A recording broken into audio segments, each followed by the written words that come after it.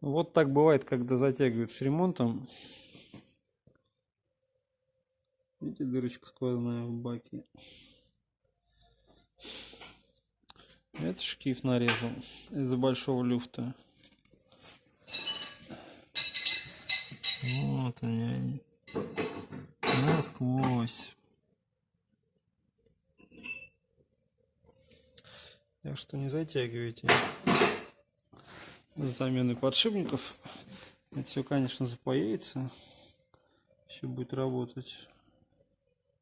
Но тем не менее.